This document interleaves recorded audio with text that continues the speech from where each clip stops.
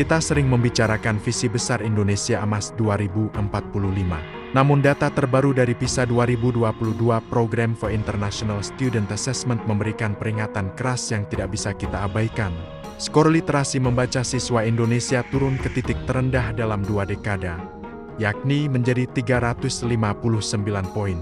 Jauh di bawah rata-rata negara WCD yang berada di angka ke-476. Angka ini mencerminkan sebuah kenyataan pahit. Mayoritas siswa kita tidak hanya tertinggal, tetapi mengalami kesulitan fundamental dalam memahami teks panjang dan menarik kesimpulan logis dari informasi yang mereka baca. Kondisi numerasi atau kemampuan matematika kita tidak kalah memprihatinkan. Dengan skor yang menempatkan Indonesia di peringkat 70 dari 81 negara yang disurvei. Sumber dari OECD Library menyatakan bahwa hanya sekitar 18% siswa Indonesia yang mencapai setidaknya level 2 kemahiran matematika, bandingkan dengan rata-rata OECD yang mencapai 69%. Tanpa kemampuan logika matematika yang mumpuni, impian kita untuk mencetak generasi ahli AI, pengembang semikonduktor, dan insinyur teknologi tinggi di tahun 2045 akan tetap menjadi fata morgana di atas kertas. Ijazah ketertinggalan ini diperparah oleh fenomena learning loss pasca pandemi yang belum sepenuhnya teratasi oleh sistem kurikulum kita yang sering berubah. Laporan World Bank bertajuk The State of Global Learning Poverty menyebutkan bahwa tingkat kemiskinan belajar di Indonesia mencapai angka yang mengkhawatirkan, di mana mayoritas anak usia 10 tahun tidak dapat membaca dan memahami teks sederhana. Jika darurat literasi ini tidak ditangani dengan revolusi metode ajar yang radikal, bonus demografi kita bukan lagi sebuah peluang, melainkan bom waktu yang siap meledak. Masalah utama pendidikan kita bukan hanya pada kurangnya fasilitas fisik, tetapi pada budaya belajar yang masih bersifat menghafal rute learning, bukan menalar critical thinking. Siswa dipaksa menelan informasi tanpa diajarkan bagaimana cara menyaring kebenaran di tengah banjir informasi digital yang menyesatkan. Tanpa kemampuan berpikir kritis, generasi masa depan kita akan sangat rentan terhadap manipulasi informasi dan kehilangan daya saing di pasar kerja global yang kini menuntut kreativitas dan pemecahan masalah yang kompleks. Kita harus berani melakukan audit total terhadap efektivitas anggaran pendidikan 20% yang selama ini kita banggakan. Data menunjukkan bahwa besarnya anggaran tidak selalu berbanding lurus dengan peningkatan kualitas hasil belajar jika pengelolaannya masih terjebak dalam birokrasi yang rumit dan tidak menyentuh akar masalah di dalam kelas. Kita butuh konsistensi kebijakan yang melampaui masa jabatan politik jika ingin melihat perubahan nyata. Waktu menuju 2045 terus berjalan, dan setiap tahun yang kita lewatkan dengan sistem yang mediocre adalah pengkhianatan terhadap masa depan anak cucu kita. Indonesia saat ini sedang berada di puncak bonus demografi. Sebuah fenomena di mana jumlah penduduk usia produktif 15-64 tahun jauh lebih besar dibandingkan penduduk usia non-produktif. Secara teori, ini adalah mesin pertumbuhan ekonomi yang bisa membawa Indonesia masuk ke jajaran ekonomi terbesar dunia. Namun, bonus demografi hanyalah bonus jika penduduk usia produktif tersebut memiliki keahlian dan pekerjaan.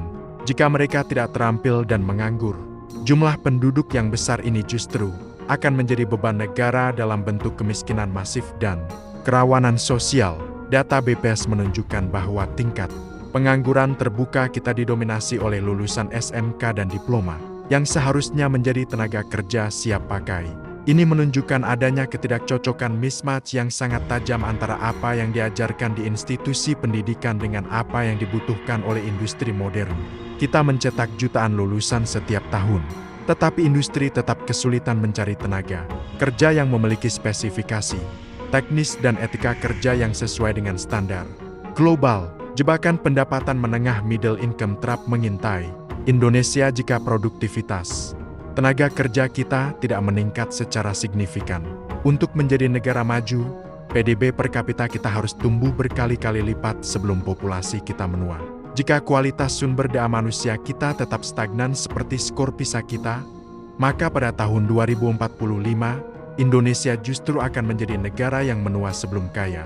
Kita akan memiliki beban tanggungan lansia yang besar tanpa dukungan ekonomi dari generasi muda yang produktif secara finansial. Tantangan lainnya adalah otomatisasi dan kecerdasan buatan AI yang mulai mengambil alih pekerjaan-pekerjaan administratif dan rutin. Jika sumber daya manusia kita hanya memiliki keahlian yang bisa dikerjakan oleh mesin dengan lebih baik dan lebih murah, maka pengangguran massal adalah keniscayaan.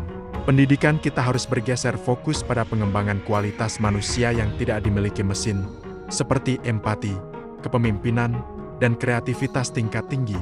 Kita harus mendidik anak-anak kita untuk menjadi penguasa teknologi, bukan sekadar penonton di rumah sendiri. Kesenjangan kualitas sumber daya manusia antar wilayah juga menjadi bom waktu bagi persatuan nasional. Pendidikan berkualitas masih menumpuk di Pulau Jawa, sementara wilayah timur seringkali tertinggal jauh baik dari segi fasilitas maupun kualitas tenaga pendidik. Jika bonus demografi hanya dirasakan oleh sebagian kecil wilayah, maka ketimpangan ekonomi akan semakin lebar dan memicu ketidakpuasan daerah. Indonesia Emas 2045 harus dibangun di atas fondasi sumber daya manusia yang merata dari Sabang sampai Merauke, tanpa ada satupun anak bangsa yang tertinggal di belakang. Dunia di tahun 2045 tidak akan lagi memedulikan seberapa banyak rumus yang dihafal seorang siswa, melainkan seberapa cepat ia bisa belajar dan beradaptasi dengan teknologi baru. Saat ini, dunia sedang berada dalam persaingan sengit penguasa AI dan semikonduktor, yang dipelopori oleh raksasa seperti Nvidia dan negara-negara maju lainnya. Sayangnya, sistem pendidikan kita masih seringkali berbasis model industri abad ke-20 yang mencetak pekerja pabrik yang patuh, bukan inovator yang berani mengambil risiko dan menciptakan solusi baru bagi peradaban. Literasi digital bukan sekadar kemampuan mengoperasikan gawai atau bermain media sosial, melainkan kemampuan untuk memahami logika di balik algoritma dan data. Tanpa pemahaman dasar tentang koding, analitik data, dan etika digital, sumber daya manusia Indonesia hanya akan menjadi pasar yang dieksploitasi oleh platform asing. Kita harus mendorong kurikulum yang mengintegrasikan teknologi bukan sebagai mata pelajaran tambahan, melainkan sebagai alat bantu utama untuk memecahkan masalah di semua bidang, mulai dari pertanian hingga kesehatan. Dukungan terhadap riset dan pengembangan R&D di Indonesia masih sangat rendah dibandingkan negara-negara tetangga seperti Vietnam atau Thailand. Tanpa investasi pada riset, universitas kita hanya akan menjadi pabrik ijazah yang tidak menghasilkan paten atau inovasi yang bisa dikomersialkan. Generasi 2045 harus menjadi generasi yang percaya diri untuk bersaing di panggung dunia, bukan generasi yang minder dan hanya puas menjadi pengguna teknologi hasil karya bangsa lain. Pendidikan vokasi harus dirombak secara total dengan model link and match yang nyata, bukan sekadar tanda tangan mau di atas kertas. Industri harus dilibatkan sejak awal dalam penyusunan kurikulum, pemberian pelatihan, hingga standarisasi sertifikasi kompetensi. Kita butuh lebih banyak teknisi tingkat tinggi yang mampu merawat dan mengoperasikan mesin-mesin canggih, bukan hanya tenaga kerja kasar yang mengandalkan otot. Masa depan adalah tentang efisiensi yang didorong oleh pengetahuan, dan itulah yang harus menjadi napas pendidikan kita. Terakhir, kedaulatan digital adalah harga mati.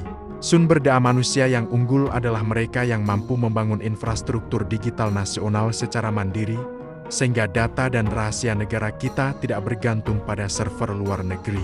Tantangan 2045 adalah tantangan kedaulatan di dunia maya.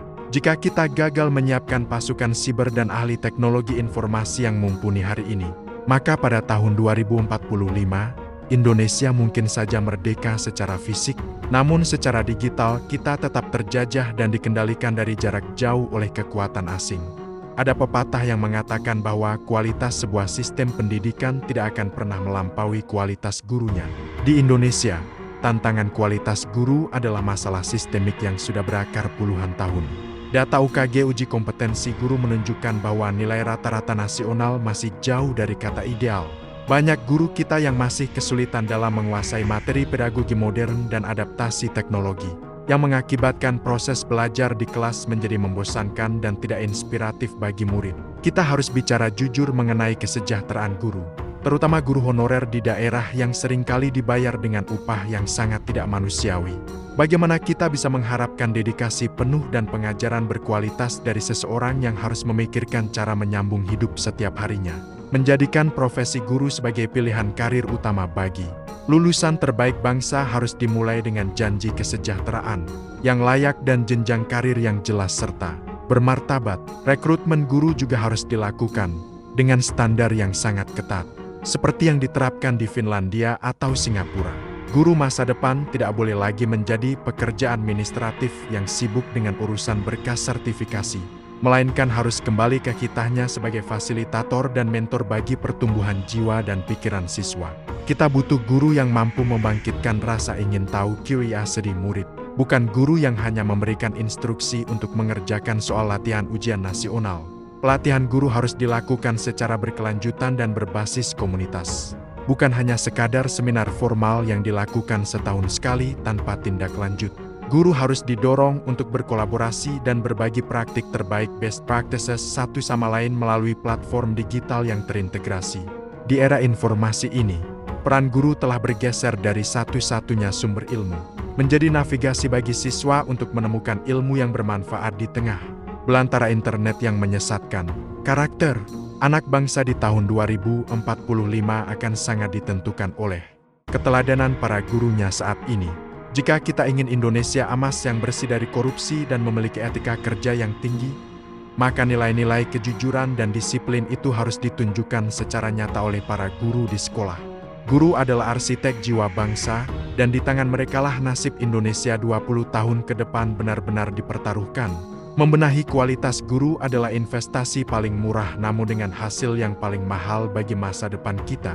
Sebagai penutup pembahasan panjang kita malam ini, kita harus menyadari bahwa Indonesia Emas 2045 bukanlah sebuah hadiah yang akan jatuh begitu saja dari langit, melainkan sebuah perjuangan yang harus kita menangkan hari ini. Skor PISA yang stagnan adalah kartu kuning bagi kita semua bahwa ada yang salah dalam cara kita membangun manusia. Jika kita tetap santai dan menganggap bonus demografi akan bekerja secara otomatis, maka kita sedang berjalan menuju kegagalan kolektif yang menyakitkan. Pendidikan bukan hanya tanggung jawab Menteri Pendidikan atau Presiden, melainkan tanggung jawab kita semua sebagai orang tua, kakak, dan anggota masyarakat. Kita harus menuntut standar yang lebih tinggi bagi sekolah-sekolah anak kita, mendukung perjuangan kesejahteraan guru, dan menciptakan lingkungan yang mencintai ilmu pengetahuan di rumah masing-masing. Perubahan besar selalu dimulai dari unit terkecil, dan kesadaran kita malam ini adalah langkah awal untuk merombak masa depan bangsa. Kita berada di persimpangan jalan sejarah yang sangat ekstrem. Pilihan yang kita buat dalam 5 hingga 10 tahun ke depan dalam sektor pendidikan akan menentukan apakah pada tahun 2045 kita akan merayakan kemerdekaan sebagai bangsa yang berdaulat secara ekonomi dan teknologi, atau kita hanya akan menjadi bangsa yang meratap karena kehilangan kesempatan emas akibat kelalaian kita mengelola sumber daya manusia sendiri. Pendidikan adalah satu-satunya mesin waktu yang bisa membawa kita keluar dari jurang ketertinggalan. Marilah kita jadikan narasi Indonesia Emas 2045 sebagai bahan bakar untuk melakukan revolusi pendidikan yang tulus dan berani. Jangan biarkan 2045 hanya berakhir menjadi slogan kampanye politik yang hampa.